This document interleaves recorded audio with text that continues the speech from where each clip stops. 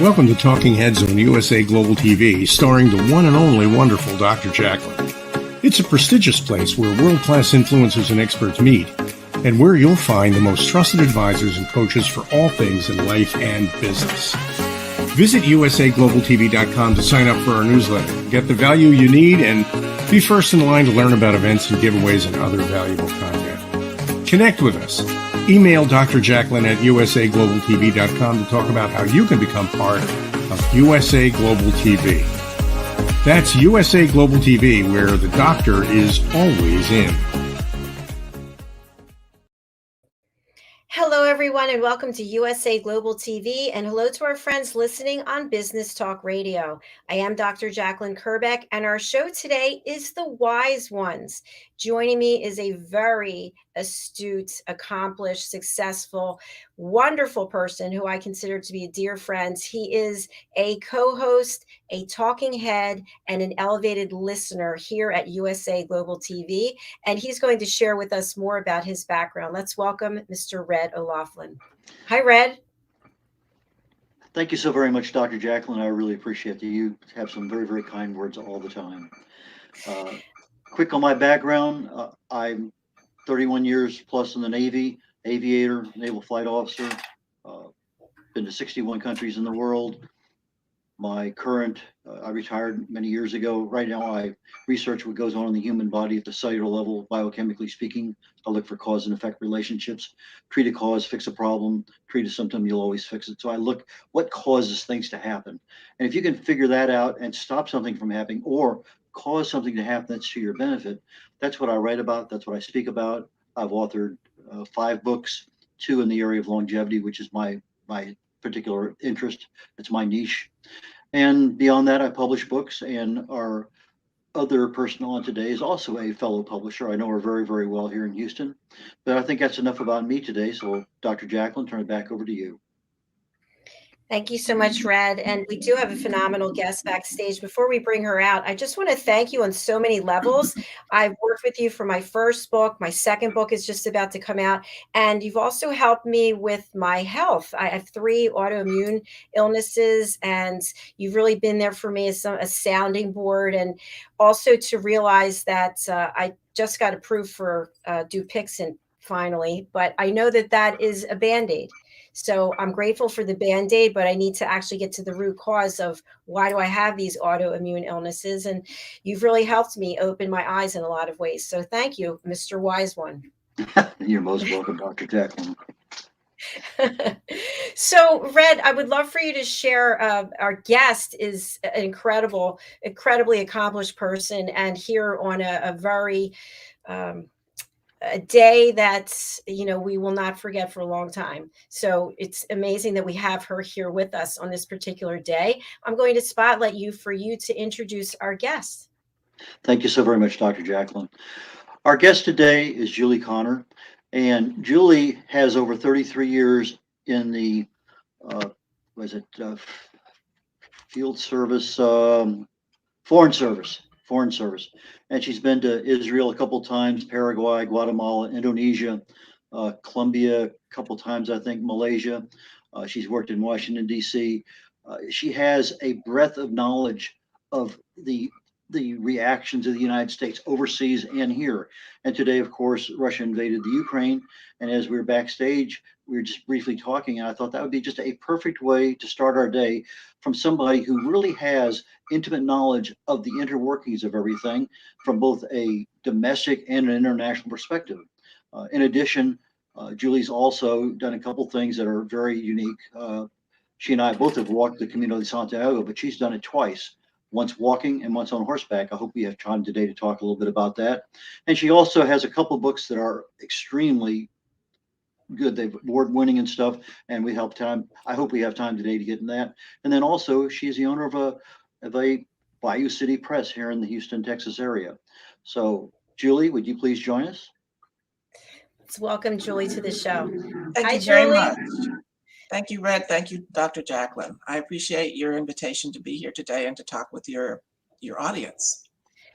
Thank you, Julie. Obviously, we're going to have you back at least 2, 3, 4, 5, 10 more times based on all that you've accomplished.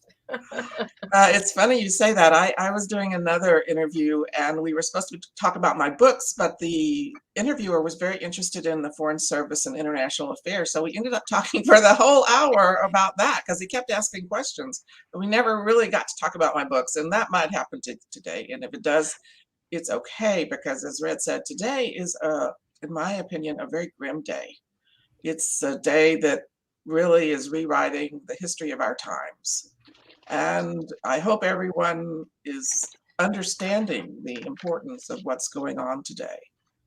And without trying to lecture people, the world order as we have known it since the end of World War II is being attacked. It's not just Ukraine that's being attacked. The whole world order is being attacked. And this is a very serious day for all the democracies, for all of the West, and in fact, for everybody in the world, if they like the peace we've had, mainly since World War II. Were you ever in that? I mean, I know you were in Israel. I know I mentioned some of the other countries that I remembered that you were in, but are you familiar with that part? I mean, when I was in Europe, that part of my responsibility wasn't there. I had Africa and Europe as my responsibility, but it seems like part of what you're in Israel, you're always concerned about what's going on in that part of the world. So what details can you share with us that you feel confident about? Well, I worked in Washington on Western Europe, particularly France, Spain, and Portugal. But the point is, all of Western Europe is under attack now. Ukraine is not a member of NATO, but it's the world order that's under attack, because since 1945, we have said the sovereignty of nations rules. You cannot invade another sovereign nation. And if you do, it's at your cost. And if you remember back to when our President George H.W. Bush took decisive action when Iraq attacked Kuwait, he said, no, you cannot do this. You cannot try to just take over another country. And he sent in our forces, and he accomplished the goal he had set, which was to push Iraq out of Kuwait. And then he withdrew our forces. The difference this time, of course, that Iraq was a middle power, let's call it, but Russia is a major power. And so it's really, really more dangerous what's going on. And NATO is a defensive alliance. It's not an offensive alliance, and Ukraine is not a member. So what we can do and how we can do it, it's a new situation, but it is extremely threatening to all of our NATO partners. And in fact, as I said, just to the rules that have been established, that you do not attack a sovereign power. And that's what Russia is doing with Ukraine. How did you get into the U.S. Foreign Service? Well, I didn't plan that. I didn't study international affairs as an undergraduate, and I didn't go to one of the big international affairs schools like Georgetown or any of the ones based in Washington, D.C. I got a master's degree in English because I thought I was going to be a writer. But, you know, life takes funny turns, and I ended up dropping out of college and going to Europe for 2 years. And I realized that I really loved living overseas. I loved the whole international affairs aspect.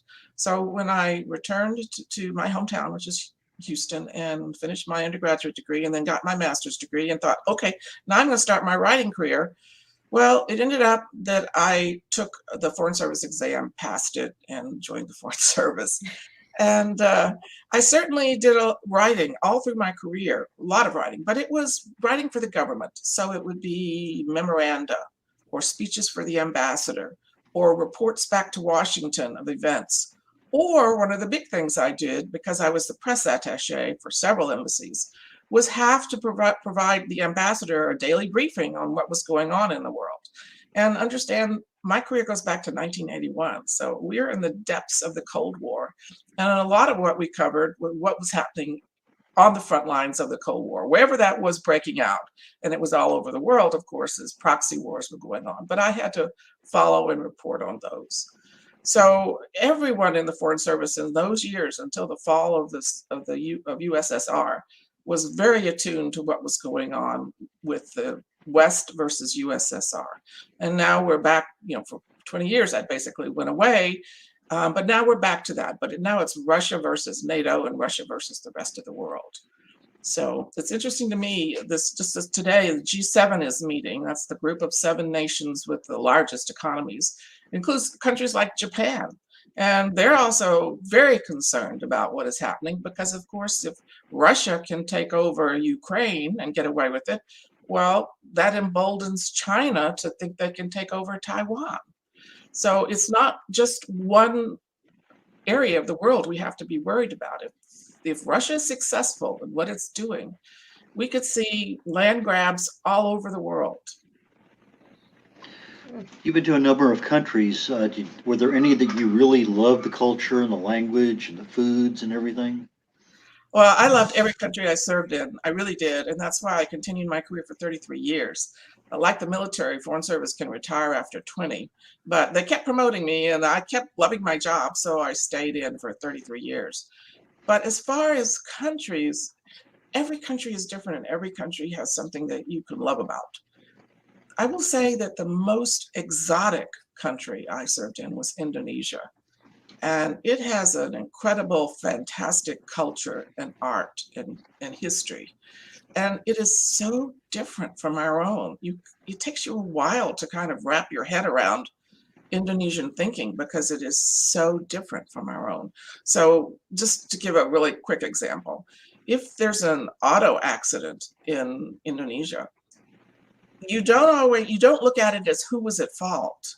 You look at the result or how you settle this. Who can afford to pay more?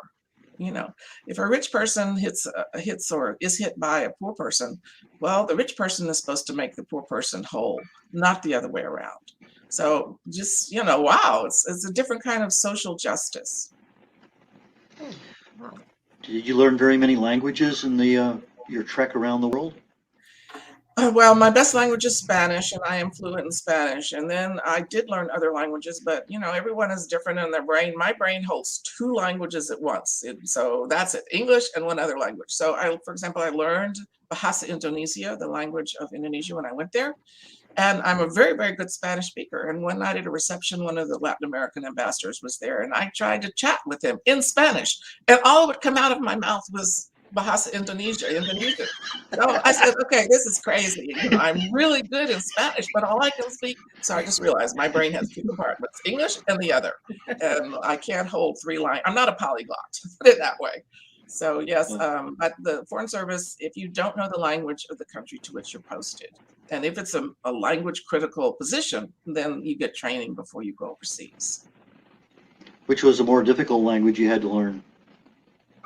I try to avoid the really difficult languages, which tend to be, they're 2-year study. You have to study them for 2 years to get fluency. So that would be like Chinese and Japanese and Korean.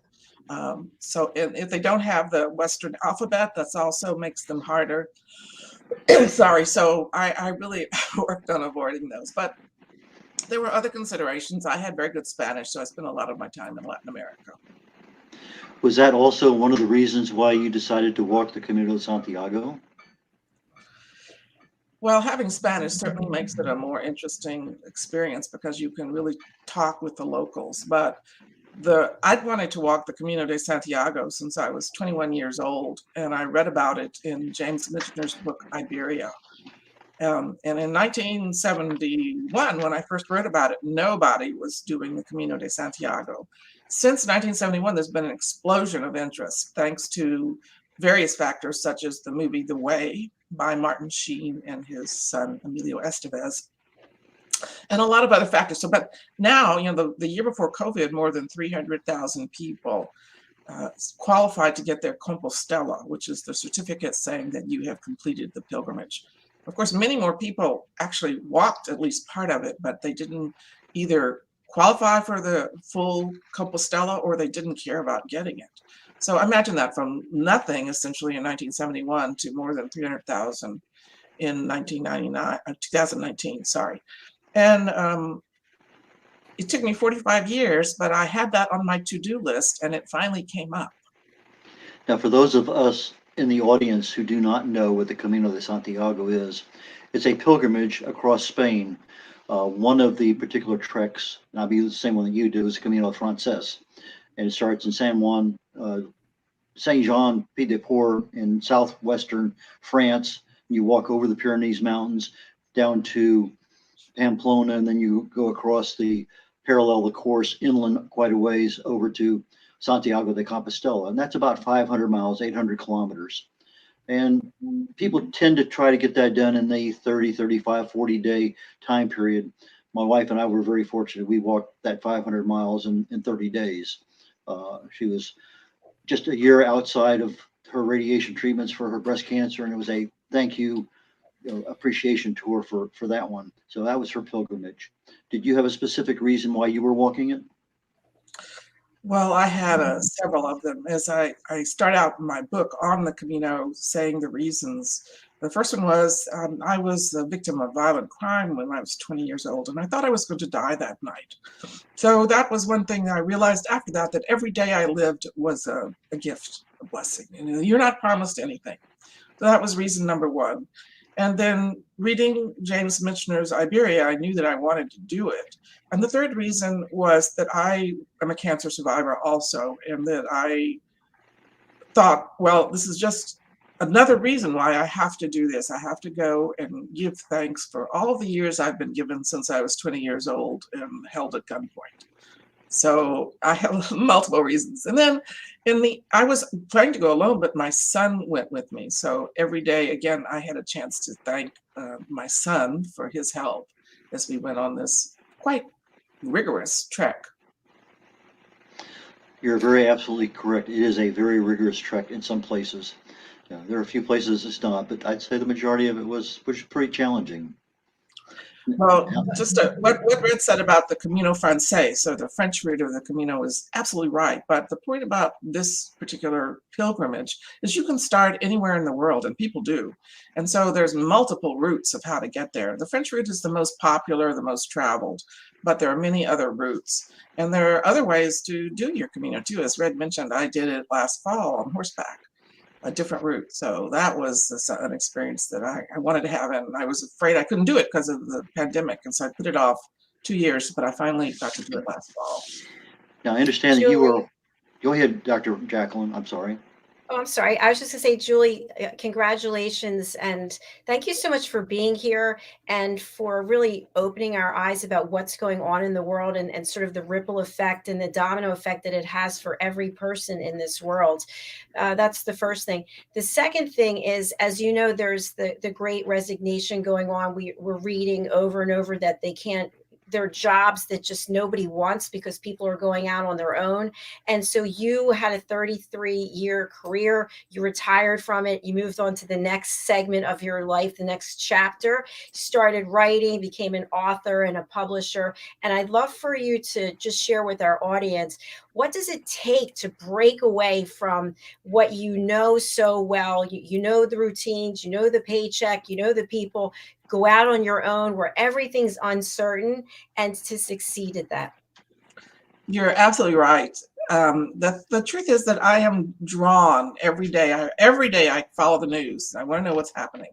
It's a real effort for me to say, no, I'm not going to go hear this talk. I'm not going to go do this event on foreign affairs or international affairs because I need to concentrate on my new business, which is writing and publishing. So I'm torn. But after I retired and I finished my cancer treatment and so forth, and then I went through Hurricane Harvey. But anyway, I knew I wanted to go back to writing, and I knew I had to learn a lot because just as, let's say, the newspaper business has totally been revolutionized, the same is true for publishing. The kind of publishing world we grew up in doesn't exist anymore. But that offered me a lot of opportunities because at my age, I wasn't sure I had the time to go through the traditional old-fashioned publishing route where it can be as much as 3 years after you finish your book before it actually sees print. So I started exploring the independent publishing industry, which is blossoming. And Red and I are both members of that movement. And I thought, okay, this is the way I want to go, which led me to open my small business. It's a micro press, Bayou City Press, based here in Houston. And it's, like I said, a day like today, all I want to do is listen to the news and find out what's happening. But I can't. I have to work on my business. So You it mentioned, sounds like what you're saying is, regardless if you are a publisher or any other type of business, there's always distractions, and they can be really significant, important distractions, but you still have to keep your head in the business. Exactly. That's a very good way to express it, better than I expressed it. I have to say no to all those distractions, and it's hard. I place it slightly differently. Choose your distractions wisely. Because sometimes you need that distraction for another reason. It may not be obvious right now, but your awareness of what's going on. And so, yeah, that 5 minutes may end up being 15, but still the same. There was a reason why you chose to be distracted, and it may not necessarily be a distraction. It may be something that's actually part of your work. But regardless, you do have to control your life a lot more when you are in charge of everything that's going on in your business. Well, that's right. And I think one of the factors that made me qualified for the Foreign Service is that I have a breadth of interest in many different areas, which is continued throughout my life. So it's hard for me to pick what I'm going to look at on any particular day or work on or so forth. And I really mean, I have to say, no, Julie, today you're not going to do that. You're going to do something else that you need to do. And I have my to-do list, which right now is up to, I think, 30 items. And I consult it in the morning, and I say, okay, what are the things I must do today, and the things I can put off for another day. And it's just never ending for me. Hard choices have to be made. You mentioned a very traumatic experience in Houston a few years ago, Hurricane Harvey. How did that affect you? Well, it was devastating. My house was flooded. It was the first time since the house was built in the late 50s, 1950s, that it had flooded. But once your house floods, you can't live there anymore. So actually, the previous owners of my house had built a garage apartment. So my son, I, and our cats moved up to the garage apartment. And then we were lucky. I was relatively blessed, but it took 10 months to get my downstairs in my house fixed so we could move back down there. And till today, I haven't recovered. I've still got things in my garage that I put out there that got flooded, but I didn't want to throw them away because they're family letters and other things. And I have to carve out time to go through all that stuff and decide what can be thrown away and what to keep. So, and I was relatively lucky for those Houstonians who got flooded, because I got back in my house after 10 months, and I had the economic wherewithal to get my house fixed. I had flood insurance and so forth. Many, many people didn't have that luxury. So it just took a hole out of all of Houston. Now, one thing you did do, and I've been there, I've seen it, is that you took advantage of an opportunity for a house in the neighborhood very nearby to be your office and the Bayou City Press address. Why Right. why did you do that? Well, I Just kind of just fell into it.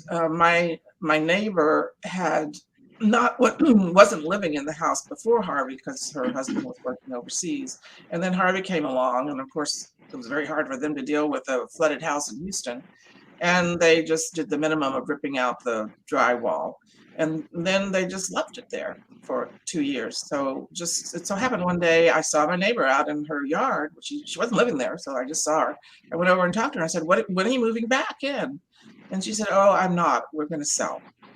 So I'm looking at this house, which is unremediated 2 years after Harvey, and I'm wondering, what's going to happen. Well, what was going to happen was, I was pretty sure that someone would come along, buy the place, tear down the house, and build. And right now, due to Houston regulations, you have to build high. You have to build up like 6 feet off the ground to not have your house flooded again.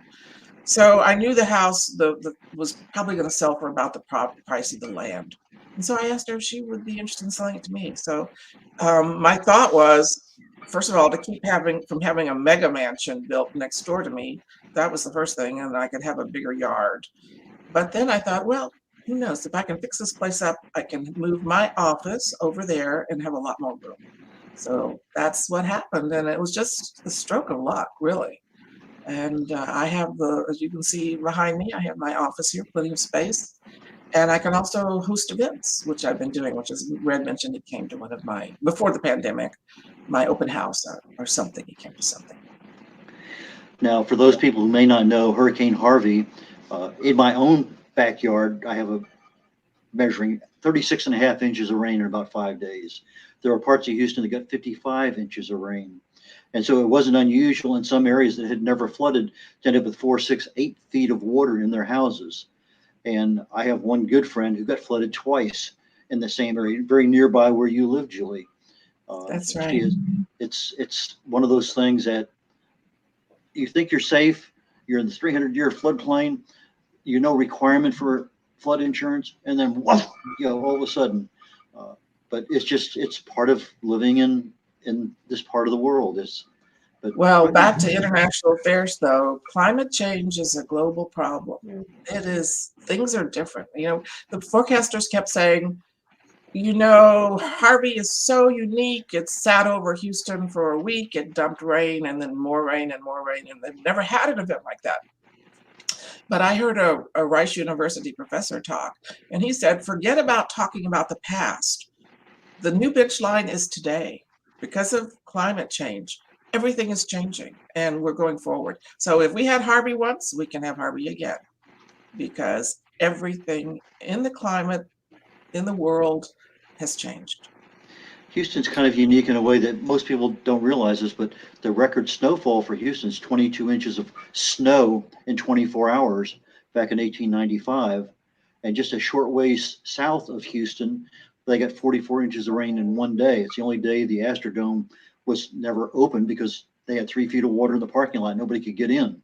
So there's some rather unique things about the Houston area weather-wise. There's a lot of wonderful people in the Houston area. I have to say that. I love the people in Texas. We have so many friends now from Texas that are on this platform. So I'm appreciative of that. But I just have to interrupt because we have to go to a break. And it's actually, we're going to watch the Earthshot Prize. And I want to thank Ian Pelham-Turner and Helena Shard from the UK for sharing this. But it ties in very nicely with what we're discussing right now. And then we'll be back to hear more about Julie and her writing and her publishing company. So stay with us. We'll be right back.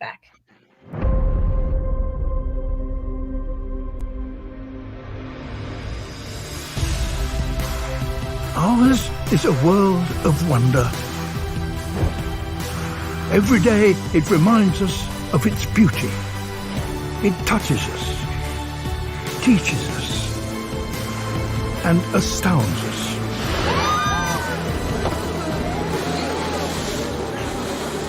But it also warns us that what we throw away does not go away. That higher temperatures mean a lot more than longer summers. That we can no longer take life as we know it for granted.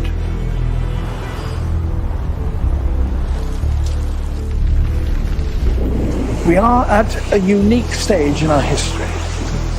Never before have we had such an awareness of what we are doing to the planet. And never before have we had the power to do something about that. We face a series of single decade became a reality. And along the way, united the world.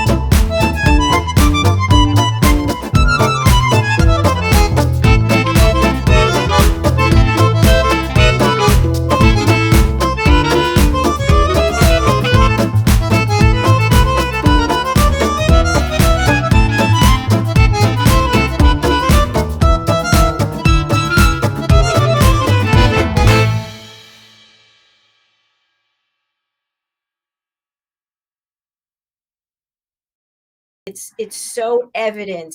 It, you know, depending on where you live, you can see it. You can see what's going on. And also sustainability. We have to take care of our planet. We have to take care of each other. We have to think about our actions and how it's going to impact generations after us. It's not just about us. That's my little speech. That's exactly right. And for those of us who've had the opportunity to live in other countries, you realize how privileged we are in the United States in many ways. And you realize how damaging to other less prosperous countries the changes underway are. So countries that are barely hanging on before are even in more precarious situation. Now I'm talking about economically because of climate change and global change. One of the things I did in Washington was I worked representing the United States in many multilateral organizations. And I can tell you that the island nations are so concerned that their islands might disappear under the ocean. And they really push the Western nations to do more to help them so that they can be prepared for all of these, the global rise of the oceans, for example. And it is something, I mean, you start thinking about nations disappearing under the ocean. We're talking now science fiction like Atlantis and all of that, but this is a reality countries are facing. Thank you for sharing that, Julie. Now, I'll just add to that, just from my little perspective. We have a place in New Jersey that is at the shore, the Jersey Shore, and we're on the water, and you can see the wetlands. They keep going. They're less and less and less, and all the beautiful creatures who live there have no place to live. And it's actually shocking because you keep thinking, oh, after the rainstorm, the wetlands are going to come back, but they don't. They have not come back to where they used to be. Well, the same thing we see. I'm from Louisiana, and we were protected in Louisiana, in Texas too, were by extensive wetlands. Those are disappearing at an alarming rate, just incredibly fast. They're going away. Julie, when you were, go ahead, Dr. Jacqueline. No, I was just going to say, well, I'm glad that we're sharing this out in the public as we continue to do here to bring awareness. And Julie, thank you for being a part of that. I'd love to focus with the rest of our show about the Bayou City Press, about your work, and how you can help other people get their work out there as well. Well, thank you for giving me that opportunity.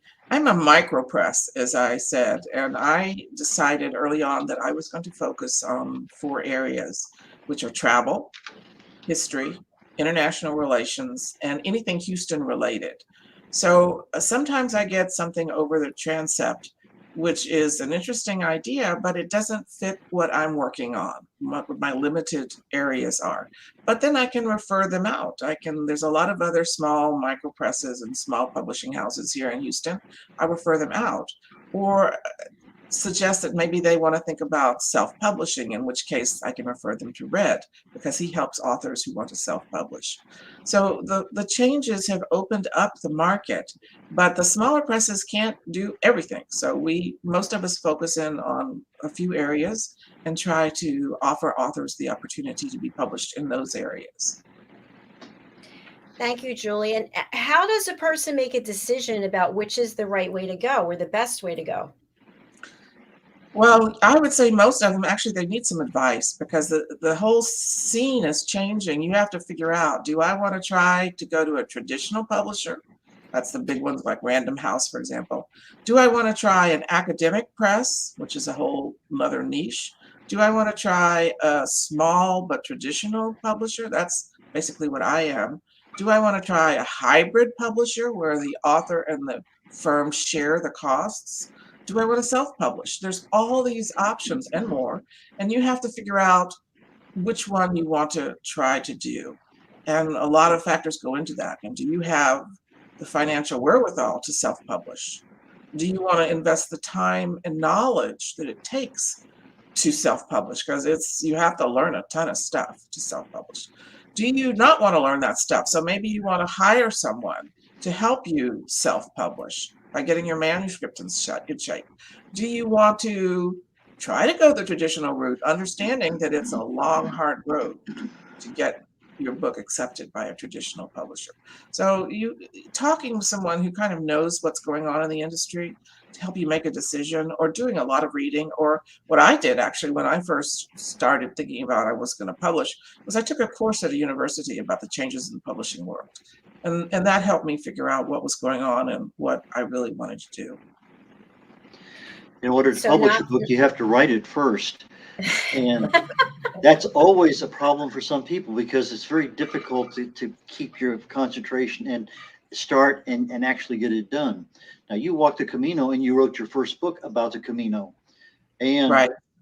that was done absolutely, I mean, really fast compared to a lot of other experiences. I said when I walked it, and I think I walked it within a year at the same time you did, and it's still on my to-do list. I haven't got it done yet.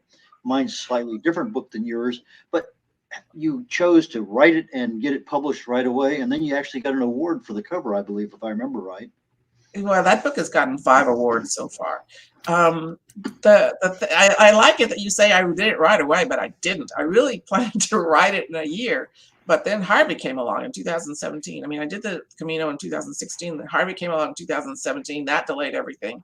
So it's kind of funny. In 2019, I said, New Year's resolution, I am going to do this book this year. And I just made it under the wire. I published my book in December. But to go back to what Red said, you are absolutely right. I get so many people saying, I got this great idea for a book. And I just look at them, go write your book. Don't talk to me about your great idea. I can't help you. Or I have other people saying, you should write this book for this person. I'm sorry, I've got my own books I want to write. Whoever it is, they need to get their book written themselves.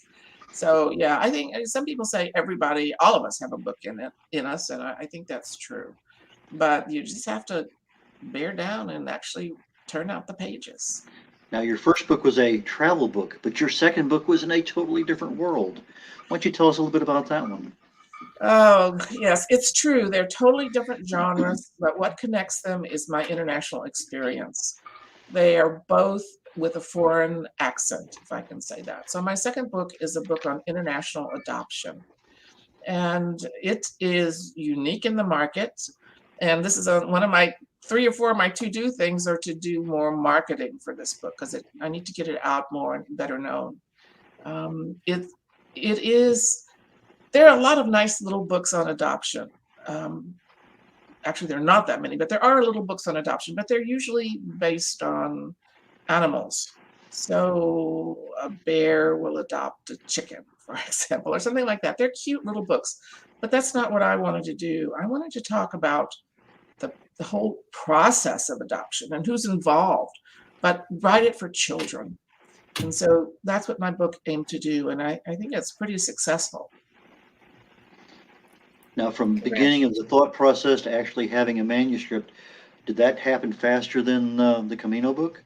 Oh, much faster. First of all, I had written my son, who was adopted, a book just for him way back in 1992. So this is before Amazon and everything, before all that. So it was just a little book for him to talk about adoption.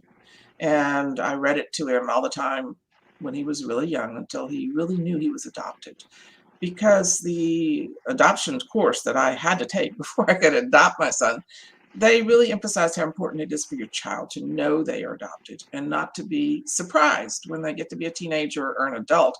And unbeknownst to them, they find out, however they find out, that they are not the biological child of their parents. So I worked on that with my son. And after I was sure that he understood what adoption was and that he was adopted, I put that manuscript away in a drawer and did nothing with it. So during the pandemic, when I'm sitting in home and I'm thinking, okay, I can't go research my next book. I can't go ride the Camino like I was planning. I can't go to the libraries to work on stuff. What can I do? So I thought, okay, well, I wonder if there's still a need for a book on adoption.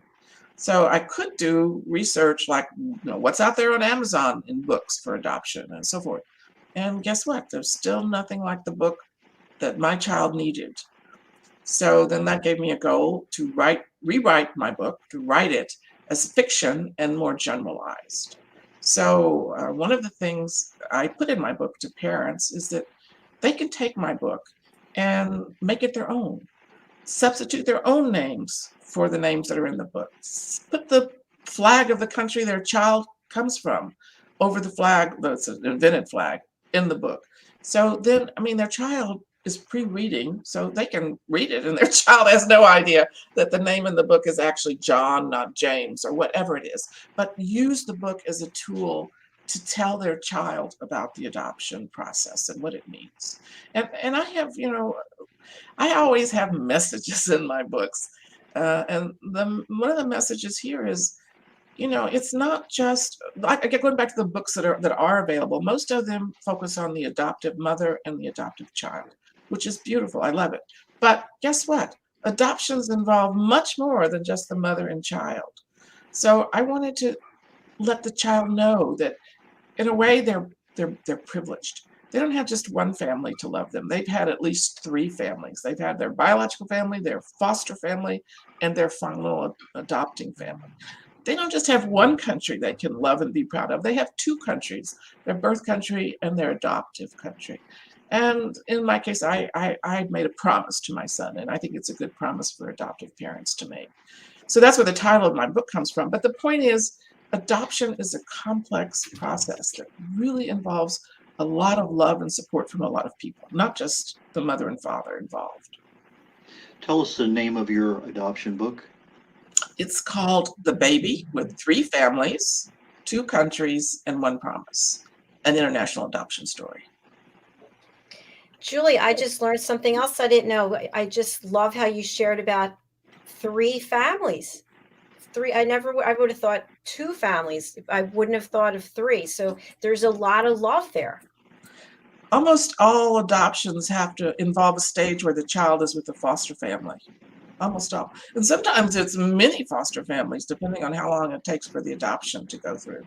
But the child doesn't immediately go from the biological mother to the adoptive family, except in private adoptions, perhaps. But usually you have to go through a whole process, and that involves going through a social agency, an adoption agency. And the adoption agencies, in turn, place your child with the foster family, meanwhile. So yes, and in our case, the foster family that had my son before I got him did it out of love and out of volunteerism. They didn't do it because they were making money out of this, you know, out of fostering a baby. I mean, for me, the idea of taking in a baby, I just go, oh my goodness, diapers, crying in the middle of the night, all of that. And you really have to be dedicated to do that. Yes, I don't have any children, so I'm just imagining the whole process. I'm thinking, no, I don't think that's something I could be able to do. But I just have so much respect for everything that you've accomplished in chapter 1, chapter 2. What's coming next for you? I think this chapter of writing and publishing is going to see me out the door.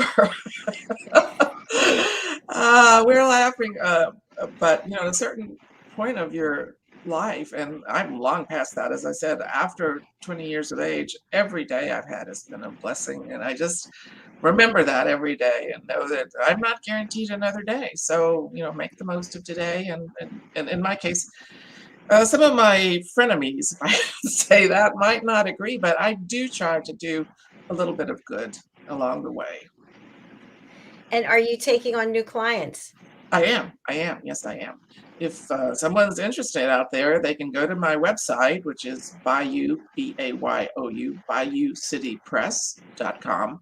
And I have a tab for submissions, and it gives you the instructions on how to submit your manuscript. And I can promise you I'll look at what you propose and give you a quick response. And while I have you on Spotlight, does every manuscript deserve to be published? I should use deserve, but I'll explain what I mean. So in other words, if I put something together, I write something, I think it's really great, and then I give it to you, and you know, if you have the time and it falls within your niche, that doesn't necessarily mean that it should be published, right? Probably that's right. Again, I think every publisher, no matter if they're hybrid or whatever, they're going to make a decision about whether this is a business, frankly. I have to think I can actually recoup my investment in this book. And there are a lot of books which I'm sure are wonderful books out there, but they're not going to recoup the investment. They're really books designed maybe for you to write up and print for your family, let's say, or a small group of family and friends, but they're not commercially viable. And by the way, commercially viable nowadays is a really difficult thing. You have to get out there and market your own book. Your publisher's not going to do that for you because we can't. So you have to, in my own case, this is something new I'm trying. I'm always trying something new. I'm joined a program to sell books at grocery stores. So I'm going to the Kroger stores here in Houston and selling my books. And we'll see if it works or not, if it's worth the time and effort I'm putting into it. But we're always looking for a new way to market books because we have to. Fascinating, Julie. I had no idea that you could actually market books at a grocery store either. That's, I just love it. I was typing up your contact information. So, Julie, people can reach out to you. You have the expertise, you have the heart and the interest to help people, and it's a business, so that's why I was bringing that up. So folks, please really think twice before you contact Julie what you're submitting, and just know that everything is not meant for public consumption, right? Sometimes it's basically, let me read this to my family during the holidays or something. Yeah, it's funny you say that. Jane Austen wrote her novels for her family originally. She wrote them and then she would read them to her family who loved them. And they encouraged her to seek a publisher, but she didn't originally write them for public consumption. So there could be some jewels there that you just plan to read to your family that turn into longtime international bestsellers, but probably not. It kind of reminds me of how I play the piano and sing each night to my mother. That doesn't mean it's for public consumption, but my mom's enjoying it. Right. Julie, it's been an absolute pleasure having you. I'd love to have you back on some of our other shows, especially Adversity to Awesome. I think you would really inspire our audience, everything that you've been through, and the business show. I hope that you'll come back. It would be my pleasure, and I really appreciate the opportunity you've given me today. And let's hope that the world is still looking up tomorrow. Yes, let's put our positive energy out there. And the best way to contact you is your website, bayoucitypress.com, correct? Yes, it is. Okay, fantastic. All right, thank you again for being here. You really are wonderful and added so much value today. Thank you. Thank you, Red. Thank you. Really appreciate it, Julie. Thank you so very much. Red, thank you so much for bringing Julie to the platform. I look forward to having her back. She's so unique in her experience. We haven't had anybody on the platform who's accomplished what she has. Very well said.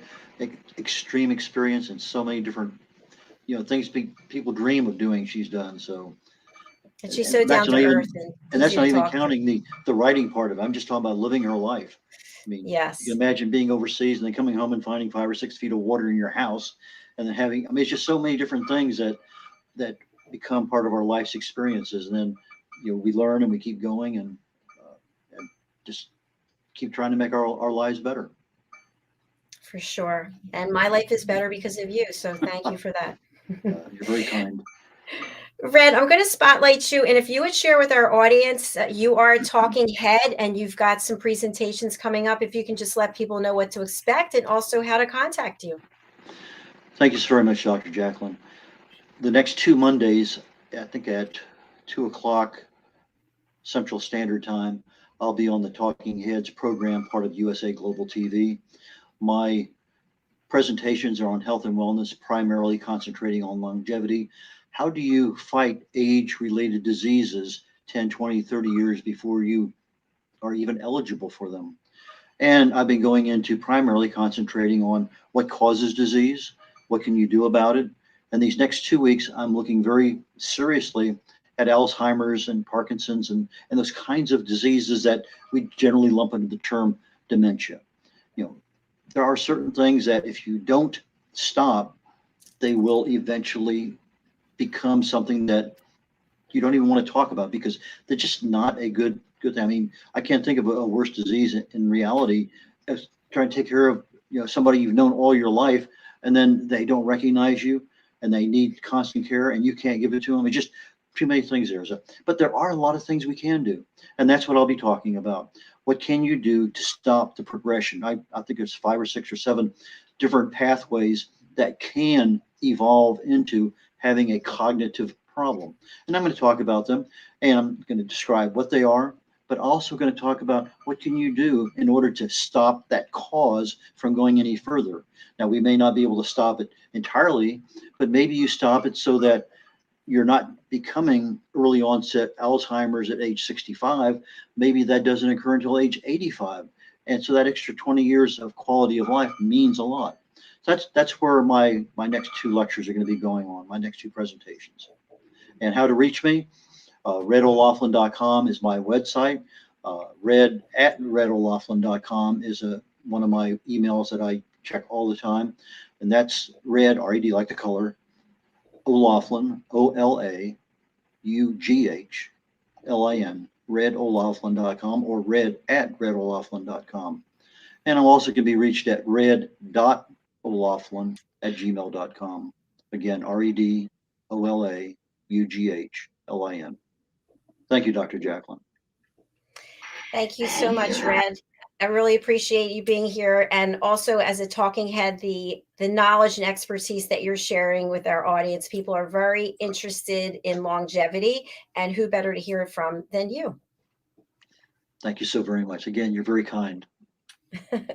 Thank you. And before we go, I do just want to bring up my book cover for this next book. I can never find any of my own things. Oh, here it is. So we will be pre-selling this book, hopefully today or in the next day or so. It's called Adversity to Awesome: True Life Stories of Inspiration from Survivors of Imprisonment, Addiction, Sexual Assault, and More. I actually interviewed the people who were in this book, and we share their stories, and Red and I have been working together on this. So do look for that. We hope that you'll pre-order. Red, thank you again. And I look forward to chatting with you very soon, probably right after the show. Thank you again. Look forward to it myself. Thank you. Bye. Thank you, everyone. Whether you're watching us on the live or you're watching on the replay, I just want to tell you how much I personally appreciate it. For those of you who are joining us for the first time, I retired from my corporate career during the pandemic and went out as a certified life coach after selling meetings and events and traveling around the world. And then, of course, the pandemic affected my business, and I was coaching everyone for free and started this platform as Rapping with Dr. JACALYN, basically with a shoestring and a can, and business talk radio out of New York. And now we're USA Global TV, and we've got between 15 and 22 shows a week. We're always doing special events. So I'll just fill you in with what we have coming up tomorrow. We do broadcast Monday through Friday. Tomorrow we have The Power of Etiquette and Manners, followed by Adversity to Awesome. Then our cooking show, The United Kitchens, followed by The Listening Mentor. And then we have Loving Longevity and presenting Pet Psychic Amina. So we've got a little bit of something for everyone. You can follow us on our YouTube channel, which is USA Global TV. You can go to our website, which is usaglobaltv.com. Also, I'd love for you to join me on my personal website, which is drjacalyn.com. That's right, I have 2 websites. So I run this platform, but I also have another business, which is The Listening Mentor. I help people learn how to listen. It is so important when you think about being at war. We've been at war emotionally with each other for so long, people not listening to each other, talking over one another, listening and judging, listening and coming up with a solution when nobody asked you to. I teach you how to authentically listen. And so we have a number of courses that we offer, and these are available on my website, drjacalyn.com. And they're all focused with helping you move from a 3D world. What do I mean by that? A world that's led by ego to a world where we lead with our hearts and we focus on helping each other, lifting one another up, taking care of our communities, taking care of our planet, taking care of each other. So if you're interested in learning how to listen, please go to drjacalyn.com, book your session. All right, thank you again for being here. This is our last show for today. I'm going to go out into nature and clear my head, and then I'll be back again tomorrow. Thank you, Red. Thank you, Julie. Thank you to each and every one of you. God bless you all. Bye.